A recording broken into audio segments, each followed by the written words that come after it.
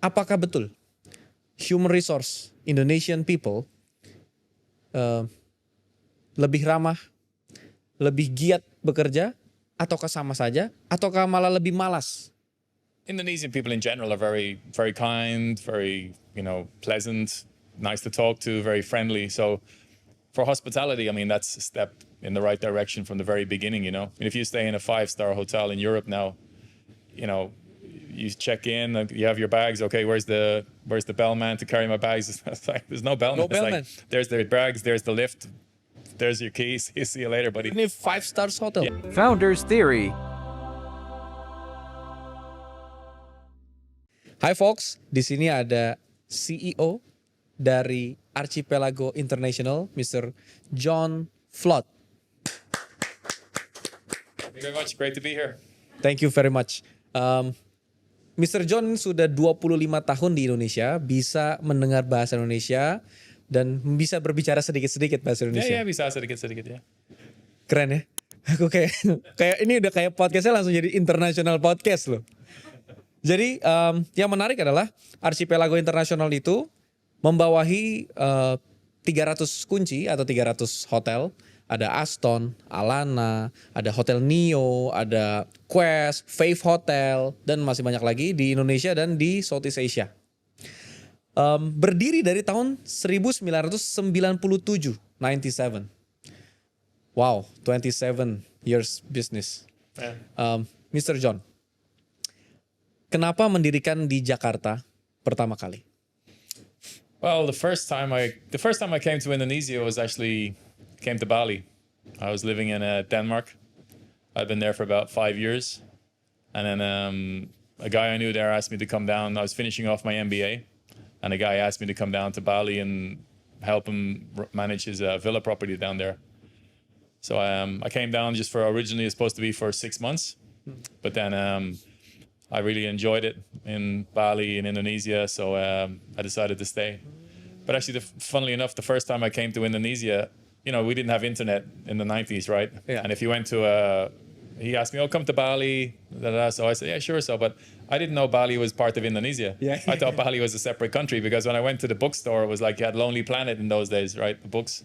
So I had like Lonely Planet Bali, Lonely Planet Indonesia. So I was like, okay, Bali, so it's a different country, right?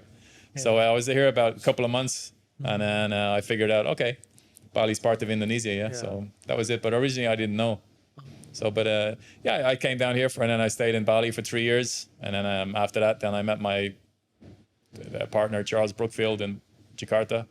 And then we started talking about things. And then in the end, we started off the Archipelago company. Yep. And then kind of went on from there, yeah. But that's the original reason I came.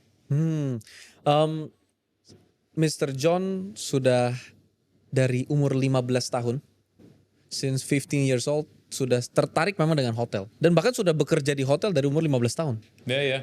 I think I was about maybe 8 years old when I decided to be in hotels, like in the hotel business, because I used to watch them on TV or see different programs, and I used to think, wow, they're so glamorous, And then if we ever went to a hotel or restaurants or wherever I thought they were the greatest places in the world. So I always thought when I get older, I'll start working in those places. Yeah. So then when I was about 15, I started working in bars and restaurants and then hotels. After school, I used to finish school at like 4 o'clock, and then I go straight over and start working. Originally I was a waiter, and then a bartender, and then a chef, and then waiter again. So, different stuff after school, keep me entertained. But so I did that until I was 18. When I finished school, for the first 3 years, I was working like basically full time and doing school full time. Yeah. So we used to work after school, maybe from 4:30 until 12 o'clock at night, then go home, do the homework, get up the next morning, go to school, So in Dublin, now in Ireland, school doesn't start until 9 o'clock. Yeah. So you have a little bit of time. It's not like here you have to get up at 5, 6 o'clock in the morning. Yeah, there you could get up at, maybe 8:30 and you can still get to school by 9 o'clock. So I was able to sleep.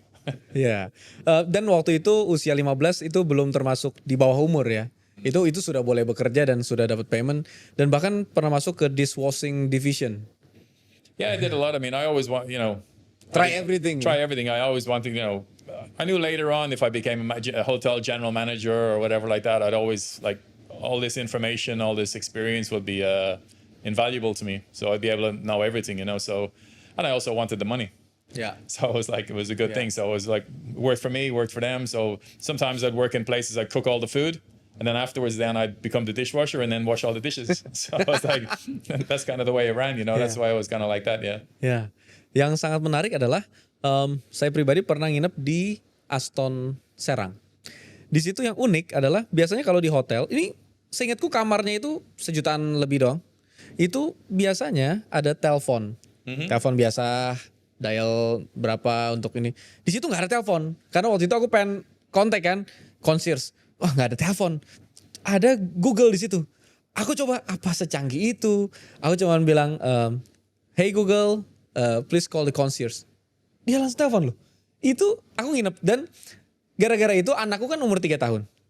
3 years old dan dia suka ngeliatin kok orang ini cuma kayak oke, apa dan segala macam kan. Nah dia coba ngomong juga. Akhirnya kita coba play musik di situ dan segala macam. Dan menurutku itu salah satu inisiatif yang unik dan menarik. Karena kan betul saat setelah COVID kita sangat menghindari buat sentuh telepon. Karena kita tahu katanya di hotel itu yang paling jorok dan kotor adalah remote TV, telepon itu kan ya mungkin kalau dibersihkan juga nggak bisa terlalu maksimal karena itu kan elektronik gitu kan. Jadi ketika ada Oke Google itu, wah itu sangat membantu, sangat membantu. Dan yang unik adalah aku lihat bisnis modelnya. Tempat kamar mandinya itu terbatas ruangnya.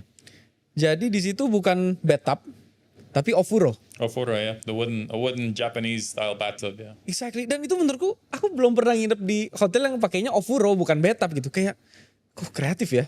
Ini Aston, ini kok kreatif gitu. Jadi poin-poinnya adalah ternyata memang di Aston itu teknologi itu adalah sesuatu yang memang sangat penting dan sangat difokuskan. Kalau tidak salah, untuk membuat sistem internal di Archipelago International, kalau tidak salah membutuhkan waktu 1 sampai 2 tahun untuk 30 orang yang mengerjakannya bersama-sama. Betul atau salah? Sorry, I don't understand that question. What's that? Oh, sorry. To develop the software for Archipelago International, I heard that you need like 20 to 30 people in 1 to 2 years. Yeah. Is it correct?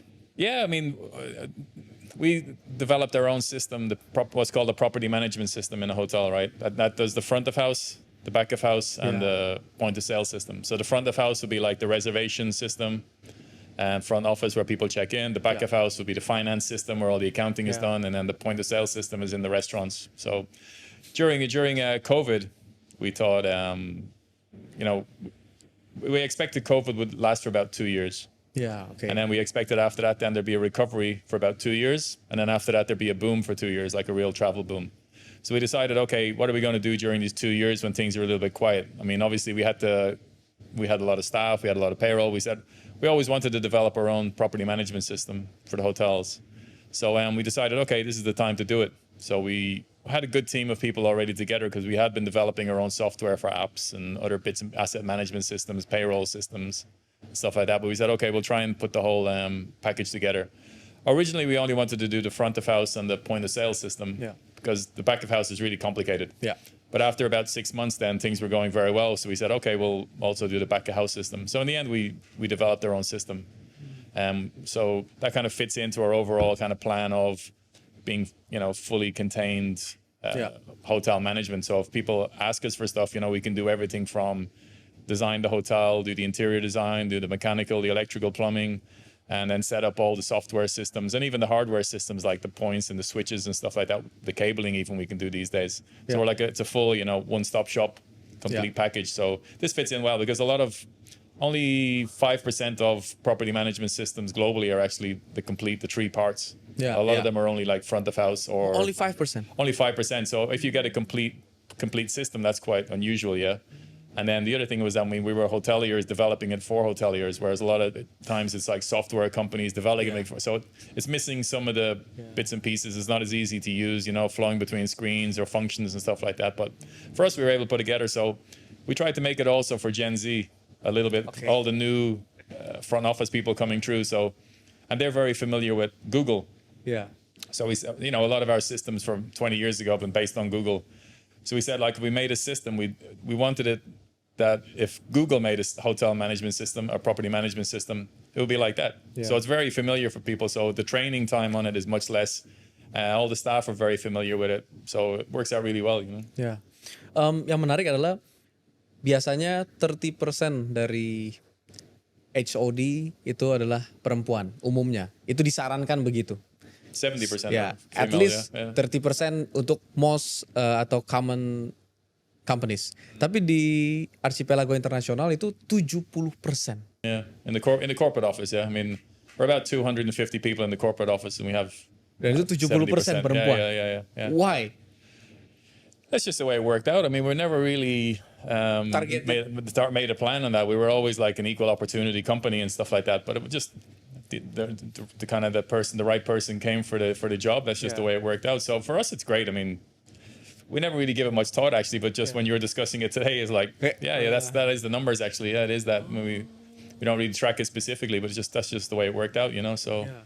But it worked out great for us. I mean, it overall as kind of like, because we set ourselves up in the beginning as a holistic type company, if you like.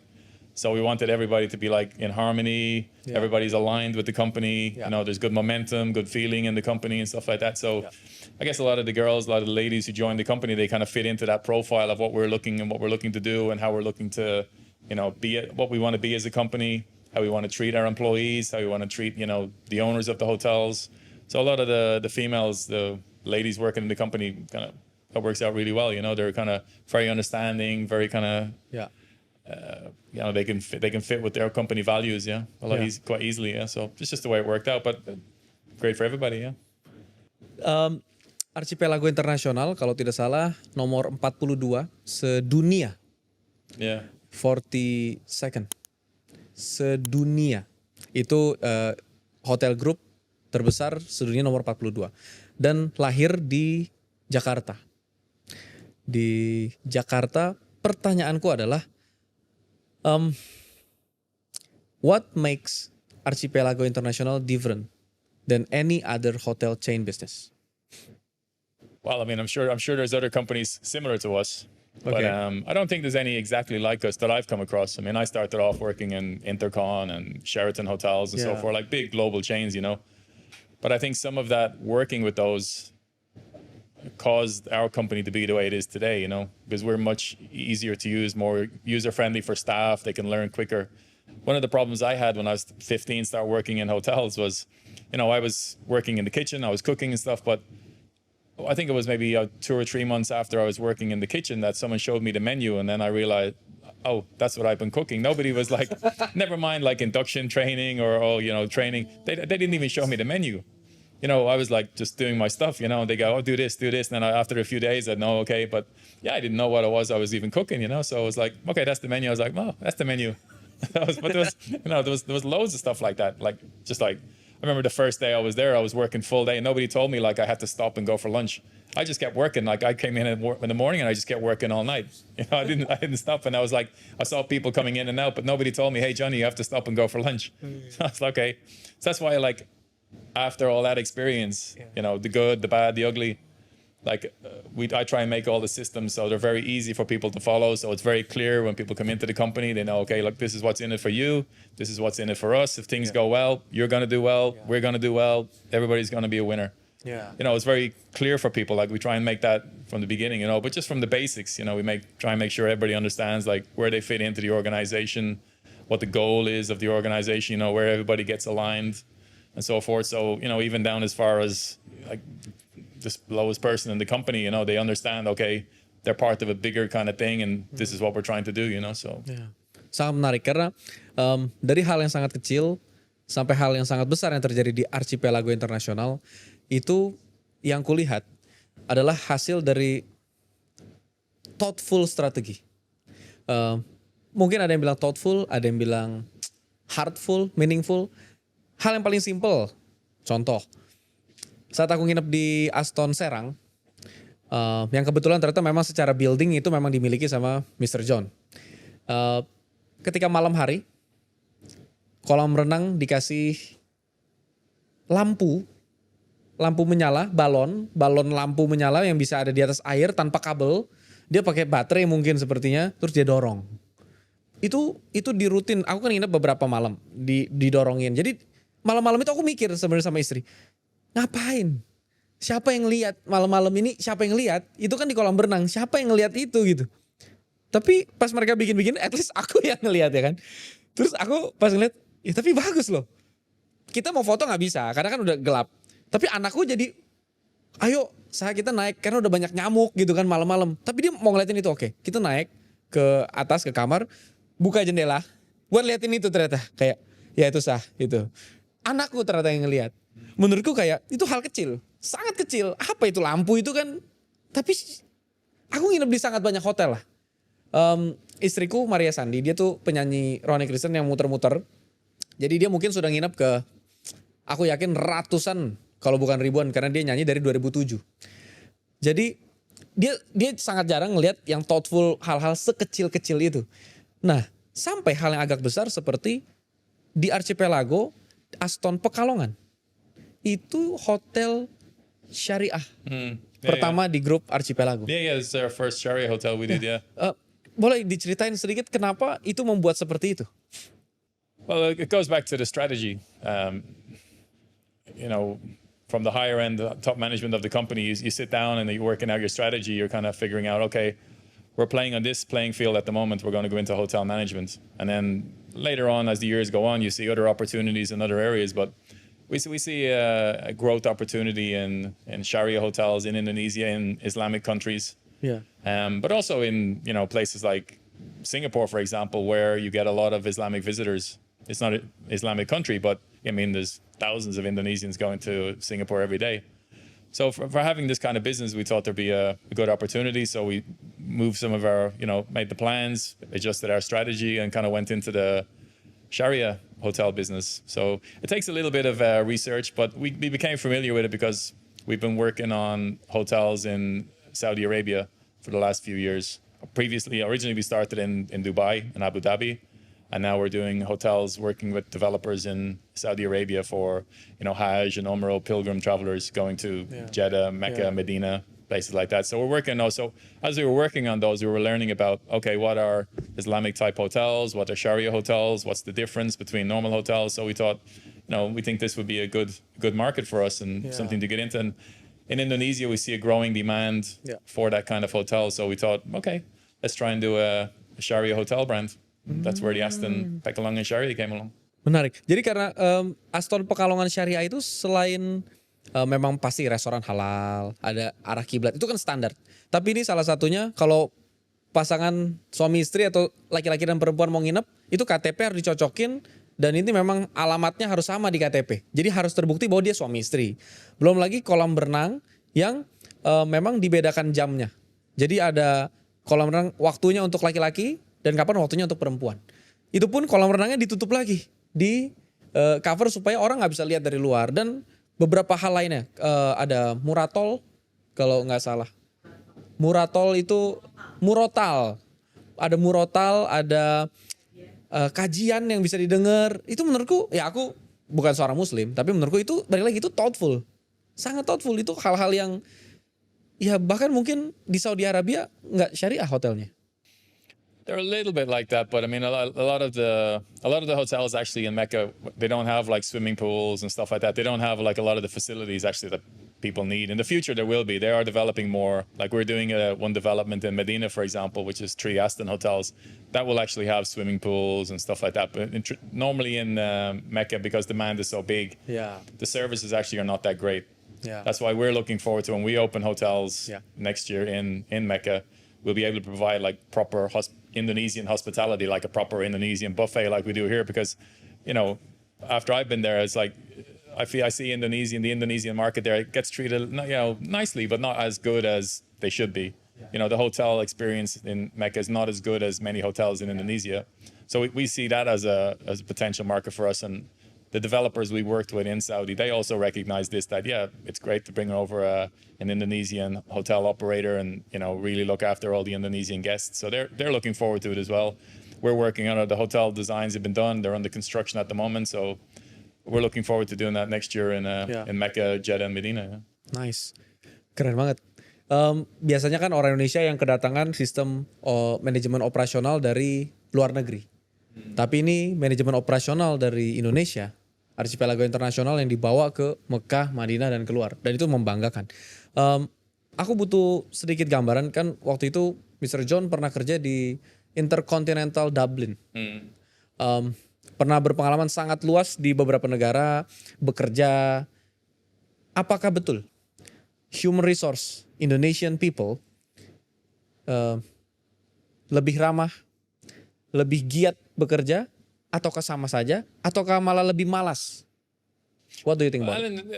Indonesian people in general are very, very kind, very, pleasant, nice to talk to, very friendly. So for hospitality, I mean, that's a step in the right direction from the very beginning, So, I mean, Asia in general would have that, but Indonesia in particular would be like probably one of the top of the list of, like, if you want to open a successful hospitality business and not have to train the staff too much, Indonesia would be the place to do it.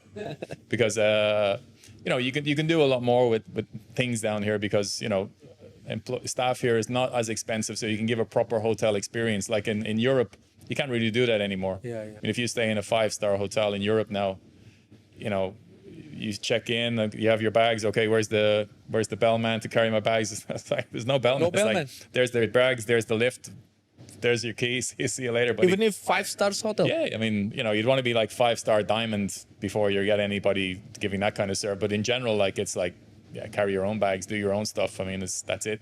So it's not really, for me, that's not really the hospitality experience I wanted to get into when I was a kid. I was imagining something different, something like how you would imagine hotels to be. So that's what we try and create, even like in the 2-star, 3-star hotels in our brands. You should have that. We try and provide that, yeah. But it's just more of you still get that hotel feeling, it's not too budget. We don't really do like budget hotels. Like, we still provide service, a nice breakfast and good rooms and, nice, interesting kind of features in the room. So they're a little bit quirky, if you know that word. Okay. So things are there's always something in the hotels that are a little bit different, a little bit like wooden bathtubs or Google Nests or stuff like this. I mean, the quirky. Yeah, that's quirky. I mean, it doesn't have to be an expensive thing. Yeah. I mean, those bathtubs, the wooden bathtubs, are actually cheaper than a normal bath. I mean, to have the Google Nest system is actually cheaper than having the telephone system. Yeah. Overall, because you don't have to buy a massive PABX to support all this, And it's just easier, and it's a nicer experience for people. It's something a little bit different. Yeah, sometimes people have a little bit trouble using it in the beginning, but after a while they get used to it, they enjoy it, and it's they see, this is the way it should be, So that's what we try and do here, is like create like a proper hospitality experience where guests can interact with the staff. I mean, we even encourage. I mean, some of the things like with Gen Z coming at the moment is a bit of a problem because they're not really used to talking with people that much. So if it's like online emojis, this, that, and the other. So if you get a Gen Z waiter trying to talk to customers, you really have to encourage them to talk to guests. So we actually have a bit of a program running at the moment to try and get our staff to interact more with the guests, talk to guests, like, because guests are appreciative if somebody asks them, how's your trip down, how's your, and then they get to know them, how's your family, how's things, they have a little bit more interaction. So the guest gets more of a feeling when they're visiting a hotel that, they know somebody, they know the waiter, they know the guy who's going to talk to them, or somebody's interested, like shows real interest in their life, or what they're doing or how things are. Yeah. So, but in Indonesia, it's quite easy to do that. It's one of the easier places for sure. Yeah. Menarik. Tadi di 2020 sampai ke 2022, dianggap masa-masa COVID ini kan agak settle down. Kalau 2022 ke 2024, ekspektasinya kan tadi harusnya ini adalah boom. Is it happening? The real expectation was like it'd have 2 years of COVID and then 2 years of recovery, because you can't really go like switch once you turn off a lot of the stuff, especially for airlines. I mean, a lot of the planes were put in storage. A lot of the crews were put on furlough, let go, or just put on standby. So for all that to gear back up again, it takes actually a couple of years, because airlines have to restart their routes, put in the applications, put in the planning, stuff like this, So you see a recovery after 2 years of COVID, which is what happened. I mean, any flights that were available were full, and they were overpriced. So that's why last year, for example, or the first year after COVID, you would have seen airline prices like Yeah. at a premium. Highest You'll never in the see world. the highest ever. And that's like people are like, wow, that's just because there was so few planes and so few crews. But now, like as all the airplanes and all the crews are coming back online, all the flight paths are all sorted out, you'll see like a drop in prices, and then you'll see even more travel. Because what happened during COVID was that people had like pent up desire to travel. They were at home, they were looking at Bali, they were looking at Jakarta, they were looking at Vietnam, Thailand. So what happens basically after COVID is that people will take, some domestic flights first to kind of get warmed up, get comfortable traveling again. And then after that, maybe they'll do a 2 or 3 hour flight international, like somewhere close to Thailand or Singapore. And then after that, then they'll start doing long haul flights to Europe, America, stuff like that. So that's the kind of trajectory of it. Yeah. But for sure, I mean, now with all the airlines back, people are still looking to travel. People's travel patterns are a little bit different. People have more time off. Often they have like either a Monday or a Friday work from home where they can basically travel Thursday night. So they get a long weekend. They can work wherever they are, on the beach, in a hotel room, somewhere else. So people are taking shorter trips, but more regular kind of trips, And then when they're going to hotels, they're looking for a lot more experiences, samplings, trying different types of food, people are a little bit more interested in culture these days because they've realized during COVID that, there is so many great places to see. Yeah. And one of the good things actually that happened, not many good things happened during COVID, but tourism wise, is that people in Indonesia during COVID and just after that, they kind of got an experience that, there's more to Indonesian travel than just going to Jakarta or Bali. There is like Labuan Bajo, there is Toraja, there's, many different places. Raja Ampat. Raja Ampat. So people are, Indonesians are traveling more to destinations that maybe before COVID they wouldn't have gone to. Menarik. Pertama, ada dorongan yang cukup serius di pembangunan untuk domestic tourism destination. Yang kedua, bahkan di negara Indonesia, saya baca di berita, Indonesia adalah yang domestic flight-nya itu termahal di dunia. Itu nomor 1 loh. Termahal di dunia itu domestic flight-nya Indonesia. Tapi di tengah kondisi seperti itu pun, bisnis hotel bukan hanya survive tapi bisa thriving. At least Archipelago International. Artinya industri perhotelan di Indonesia itu sangat menarik. Apalagi kalau regulator, infrastruktur diperbaiki, dipermudah. Plus dengan adanya ibu kota Nusantara. IKN di Kalimantan, Borneo. Pembangunan itu, aku sangat senang Mr. John waktu itu bilang, kalau ada pembangunan yang besar, maka akan ada banyak meeting. Dengan ada banyak meeting, ada banyak pertemuan, ya hotel akan lebih baik lagi. Jadi yang kupahami adalah industri hotel di tengah Indonesia, negara dengan domestic flight termahal di dunia saja, ini masih hidup dan striving untuk maju ke atas.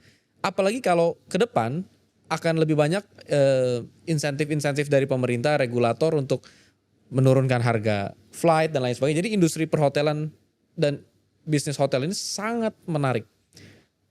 Plus lagi, Archipelago International setahu saya tidak menerima investor, maksudnya tidak ada investor, ini hanya bootstrap dari keuntungan sendiri.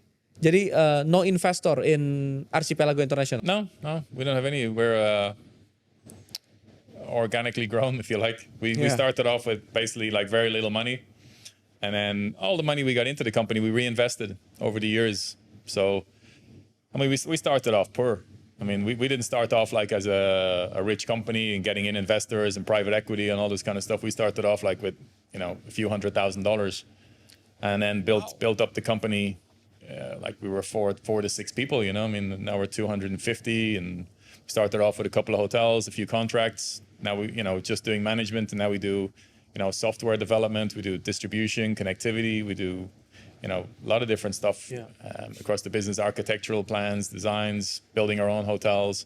So we've grown out, but I mean, we started off like very small and then just grew organically. But we don't carry any debt at all. We've never taken any investment. We've never looked for private equity or taken a loan from the bank. Everything we have is fully paid for. So that's one of the reasons, like when COVID came, we were able to It was pretty good. We had just we actually did we look for different stuff to do sometimes. We actually did the athletes villages for the ASEAN Games. Okay. We did the athletes village in Jakarta and the athletes village in Palembang. So after we got paid that, then COVID came. So we had that little bit of money from the ASEAN Games from doing that.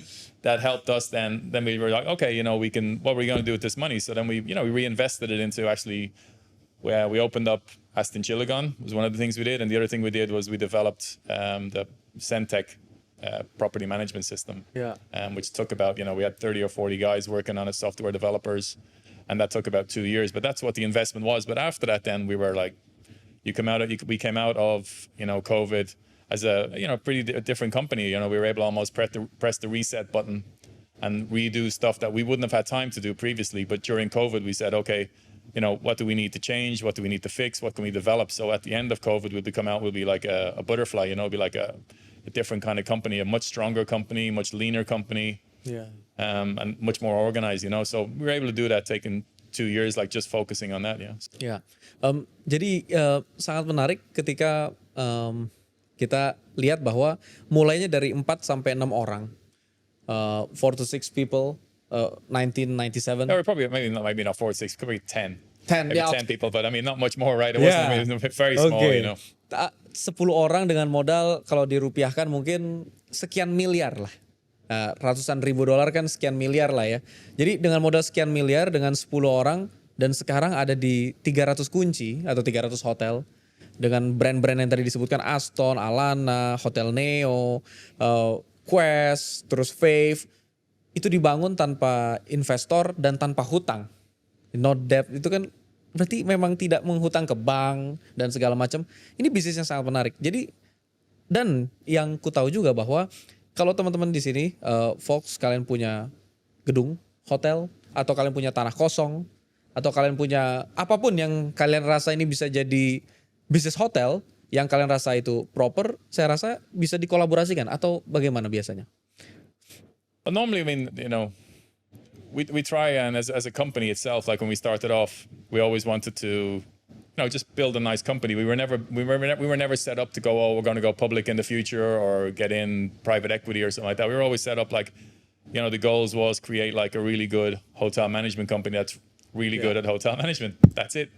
And then the other things that came along afterwards, whatever we do, it's always based towards, geared towards us becoming a better company, offering better services, more streamlined services, cheaper services to owners, and better customer service, better loyalty programs and stuff like that, better brands, fine-tune the brands.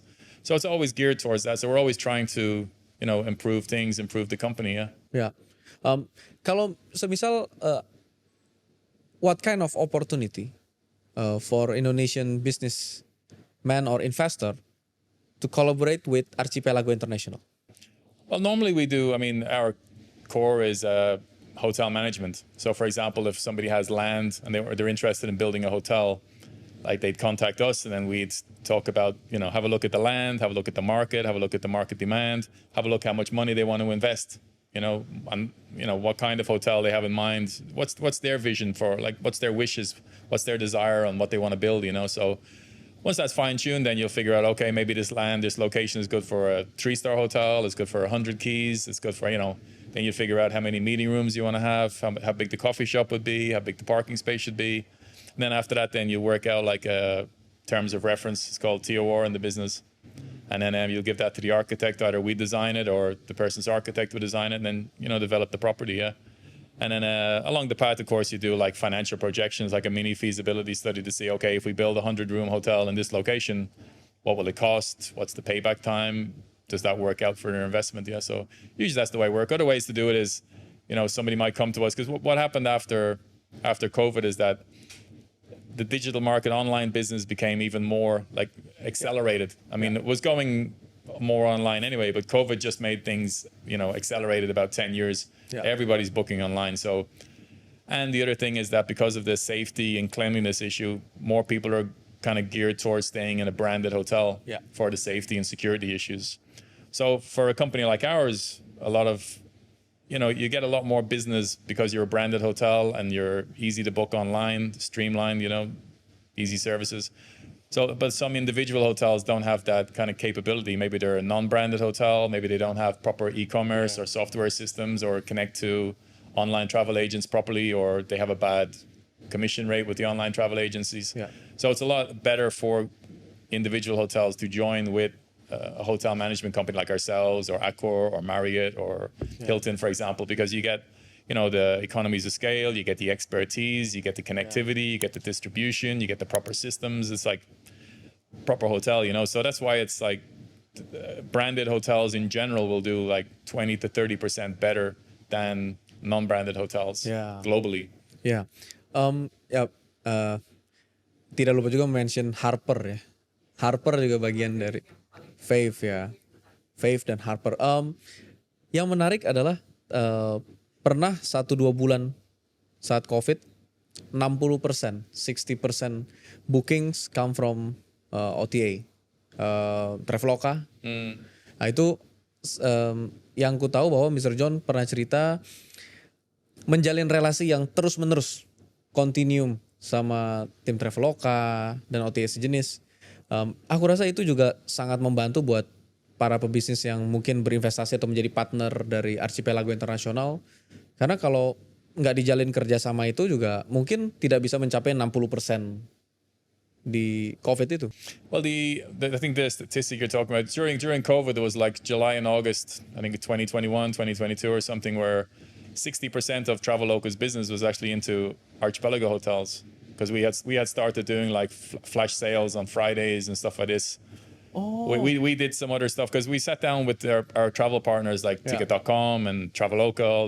We have very good relationships, and we said, okay, it's a bad situation. What can we do to get people travel? When they can travel, what can we do to get them traveling? Even if you're in Jakarta, stay in a hotel in Jakarta, just get out of the house, stay there. So we came up with some ideas to work with, like flash sales on Fridays, and I don't know if you remember those, but they were very popular. But in the beginning, it was only us.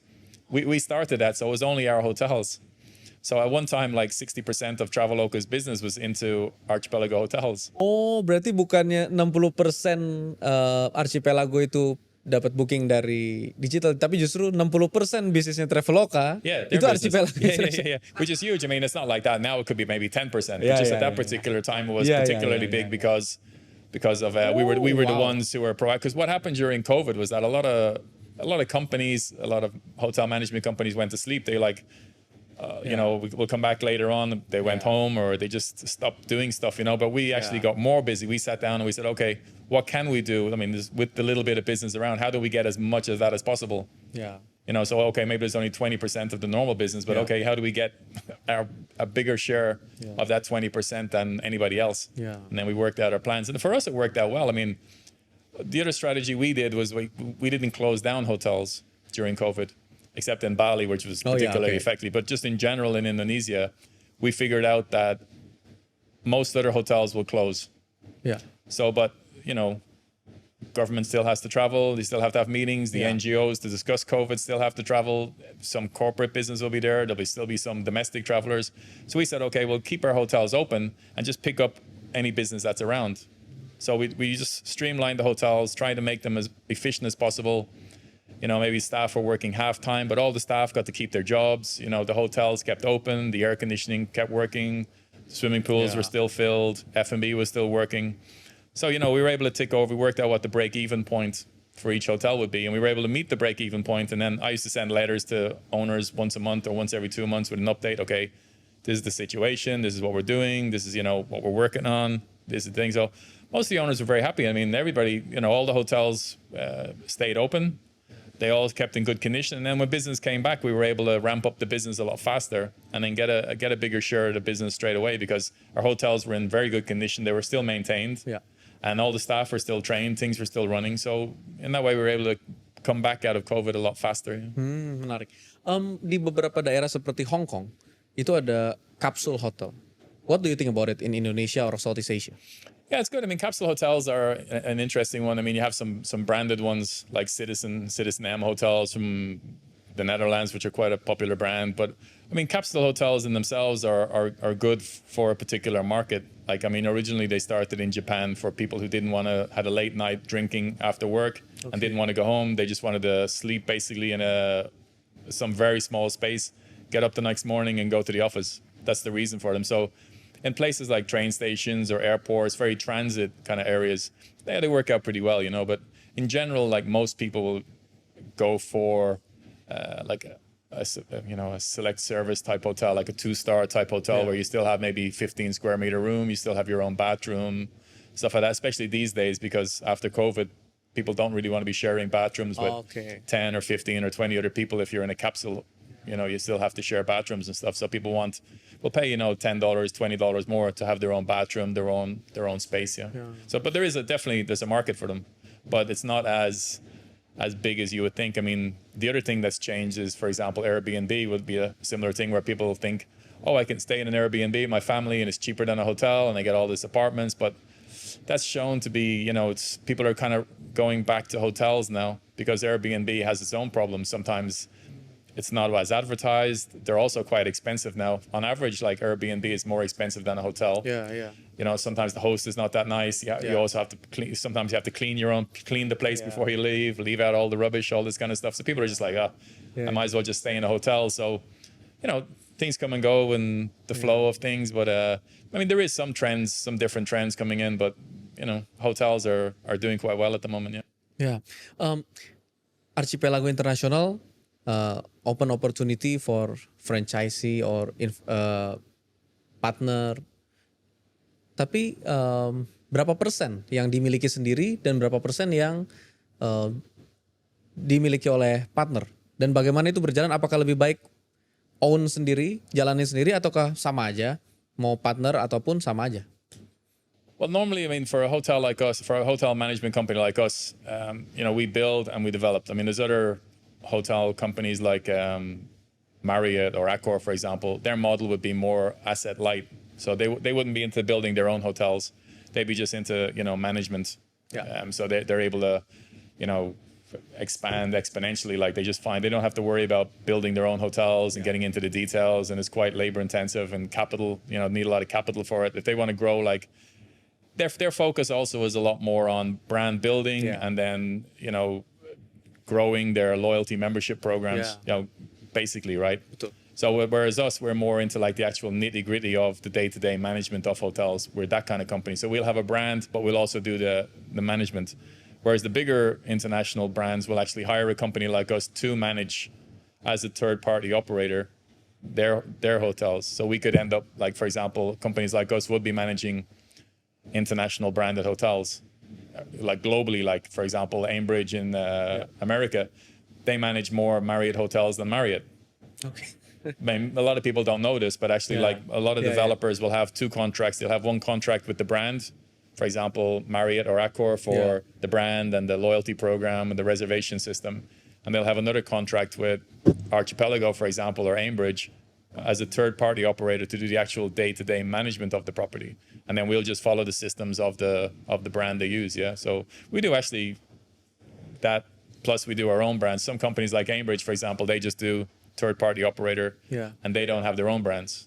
So, but there's different things going on that in the hotel business, a little bit different. Tapi jadi beberapa opsi ini yang manapun semuanya menarik untuk dijalankan dan punya revenue stream masing-masing. Yeah, usually, a typical operator like us would take like a percentage from the revenue and then a percentage from the profit, because you want to make sure you're trying to, okay, it's great to have a lot of revenue, but you want to make sure as much revenue as possible is driven to the bottom line. Yeah. So we're incentivized for both. That'd be a typical fee like that, yeah. Normally for hotel management companies, it can be anywhere from 5% of revenue to like the international brands might take 15% of revenue if they're fully managing it, yeah. Menarik. Dengan keterbatasan jumlah lahan dan juga jumlah properti, apakah Mr. John ke depan akan lebih fokus atau bahkan hanya fokus untuk manajemen sistem dan pembentukan brand, ataukah akan tetap ingin membangun sendiri lagi, punya sendiri, atau memang jauh lebih baik sekarang hanya fokus untuk pembentukan brand dan manajemen? For us, it's good to have a few hotels built of our own. But I think like I mentioned before, some of the benefits are, you can use that as almost like an example of how the brand should be a showcase. Yeah, so you can bring other developers there, other general managers, other staff, bring them, train them in the hotels, set up your systems. It also gives us a chance to set up the hotels exactly the way we want them. Yeah. So, okay, that's the standard. Whereas sometimes if we meet with developers, maybe they follow 90% or 95%, but there might be something where they don't want to do it, or it doesn't fit the market or something like that. So it's a little bit changed, but they are also, like if you build your own hotel, they are capital intensive. I mean, you have to put a lot of money and a lot of effort into building a hotel, whereas if you're just managing or licensing agreements or something like that, then you can expand a lot more and a lot faster. Yeah. You can take on like operating hotels that are currently open, rebrand them, and then straight away you're getting cash flow in, right? You're getting fees. Where if you're building your own hotel, it might take you 2 or 3 years before the hotel is open, and then you're getting money coming in. Okay. So it's different. The easiest way actually is if you're doing like licensing agreements, or another system we do is called Powered by Archipelago, which is we work with individual hotels that don't want to become operated by us. They want to manage it themselves, but they need help with the expertise on, online connectivity and distribution. Because what happened during COVID is that a lot of people turned off their booking engine and channel manager and got rid of their e-commerce staff. Yeah. And now people want to reconnect. Yeah. You can't find the e-commerce staff anywhere. So basically people have to outsource that now because you can't get the expertise, to negotiate properly with online travel agents, to be able to set up your proper rates and systems in your property management system. Menarik. So to do that, it's a bit more of an expertise kind of field these days, And that's one of the things that we focused on 20 years ago. We thought this would be a core component of our business, would be the e-commerce. So I think maybe 40% of like our corporate staff would be just focused on the e-commerce business these days, because it's like a specialty of ours, Yeah. And we do that in many places. I mean, we started off doing it as in Indonesia, but now we do it in like 14 other countries around the world. We do it in like Mexico, Dominican Republic, Cuba. In Africa, we do it in Kenya, Tanzania. We do it in the Middle East. Yeah. We do it in Cambodia, Philippines. We do quite a lot, So it's a different kind of thing. But, for us, that's also a step in to that. And then later on, maybe, when they need help with a brand, they need help with their website, they need help with, different things. Maybe they need full management. Maybe they need a brand. So it's a good foot in the door for us. And so it helps us a lot because we expand our footprint, get access to other markets, but also helps the individual hotel owner, or it can be a group of hotels we do. So they get more online business and more expertise that normally they wouldn't have. Menarik. Menurut Mr. John, I'm sorry I call you Mr. John, not John. In Indonesian, Pak John. Ya. Pak John gitu. Kayaknya rasanya kurang sopan kalau manggil langsung nama John gitu kan, kayak ya rasanya loh. Makanya Mr. John. Sebenarnya sehatnya kalau saya punya sebuah tanah, lalu saya dirikan hotel. Katakanlah saya berdirikan sendiri atau dengan Archipelago International atau dengan yang manapun, sebenarnya berapa lama waktu untuk break even point?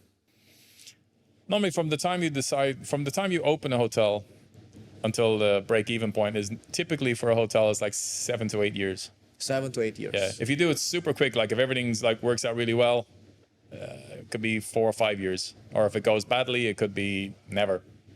Oh. You might never. I mean, there's many hotels around the world. I mean, they're massive constructions. People spend $100 million on it. They'll never get their money back on it. So you have to be very careful with what you're doing with it. I mean, it's a great business. It's a great way to make money. It's a good investment as a kind of a mixed portfolio. But it is also a quick way to lose money if it's not done correctly. That's why a lot of hotels there's many hotels for sale, but a lot of them can't be sold because they don't fit either.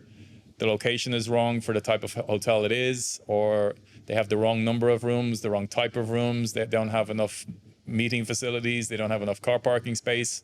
You have to have that right mix, And if you work with an operator, they can give you that guidance, but sometimes people just build something because, I want to build a 5-star hotel in 100 rooms, but it's like, maybe it just doesn't work, Jadi ini catatan penting bahwa jangan sampai udah terlanjur bangun, udah salah lokasi, salah sangat banyak hal, lalu baru minta tolong dong saya mau dibantu, itu kayaknya agak terlambat karena udah terlanjur salah lokasi, salah ruangan, salah fasilitas, bahkan bisa jadi salah luas parkir dan lain sebagainya. Jadi ada baiknya bahwa dari awal bekerja sama dengan orang-orang yang memang paham di industrinya. Menarik. Well, Mr. John, thank you so much for being here today. Thanks very much for having me. It's been a pleasure. Aku sangat senang bisa berbicara dalam bahasa Indonesia. Tapi dimengerti dan dijawab dalam bahasa Inggris tuh menurut aku luar biasa, karena dengan begini bahwa aku sangat bangga Archipelago International berdiri di Jakarta. Dan sekarang sekalipun CEO-nya Mr. John mungkin masih warga negara Hawaii? Irish. Jadi walaupun bukan warga negara Indonesia. Oh sudah warga negara Indonesia. Oh tapi double ini ya? Oh, just Indonesian. Only Indonesian. You're Indonesian? Yeah. Ah. Oh ini PT Archipelago Indonesia juga di Indonesia, PT-nya juga di Indonesia. Dan Mr. John, kalau keluarga di sini atau keluarga di? Keluarga di sini. My wife and daughter are here. So. Walah, ngomong aja, kita orang Sunda tinggal di Bandung. Oh istrinya orang Bandung. Istrinya maksudnya Indonesia Bandung. Oh, wow. Wilujeng Sumping. Loh, apa itu artinya? Gak ngerti aku. Nuhun. Well, thank you Mr. John. Very welcome. Bye folks.